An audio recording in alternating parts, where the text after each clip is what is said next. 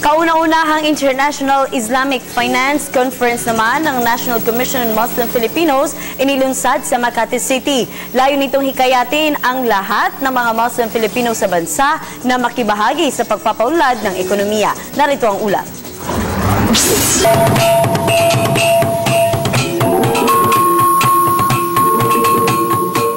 The Way Forward, Bringing the Muslim Filipinos to the ASEAN and the Muslim World.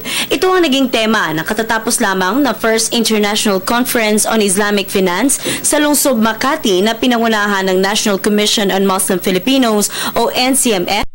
Pangunguna ni Secretary Yasmin Lao. Layo nitong hikayatin at pagsamasamahin ang mga Pilipinong Muslim upang maging katuwang ng NCMF sa pagpapaunlad ng ekonomiya, hindi lamang sa loob ng bansa, kundi maging sa iba pang Muslim countries sa kabila ng iba't ibang problemang kinakaharap ng Mindanao. Unang-una, meron tayong mga kapatid dito na mga Muslim sa Pilipinas na meron silang mga socio-cultural models of financing, lalo na yung banking, na nangangailangan ng Islamic perspective. Ang pinakabuod dito, center of what is halal and what is haram, unacceptable, is yung riba or interest. Target ng nasabing pagpupulong ang pagbubukas ng oportunidad para sa umusbong na Islamic financing, halal market, awqaf o endowment, Hajj pilgrimage, Islamic microfinance, cooperatives at ng small and medium-sized enterprises o ng SME sa bansa.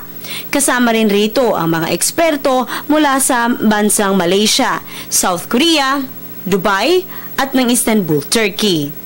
Katuwang ng bagong programang ito ang mga opisyal ng gobyerno, international community, pribadong sektor, civil society, academe, kasama na ang Bangsamoro Development o BDA, ang Bangsamoro Business Club at ng Federation United Mindanaoan Bangsamoro Women Multipurpose Cooperative at ng ARMM o ang Autonomous Region in Muslim Mindanao. Upang mas makahikayat pa ng mga mamumuhunan lalo na mula sa ibang Muslim countries, nais ipatupad ng programang ito ang interest-free financial transactions, risk and return sharing, socially responsible investments at ang pagbabawal sa mga programang hindi naaayon sa Islam.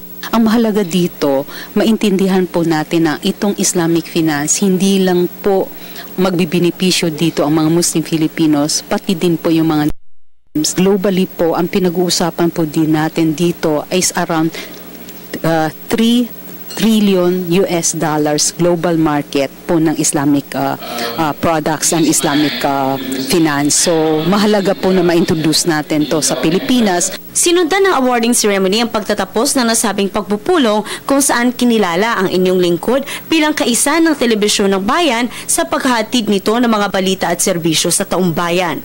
Inorganisa ang nasabing conference sa tulong ng ARMM sa pamumuno ni Governor Mujib Hataman, Representative Jalia Hataman ng Amin Party List at sa suporta mula sa International Commitments Fund CF ng Department of Foreign Affairs. Para sa Telebisyon ng Bayan, Princess Habibu Sarita.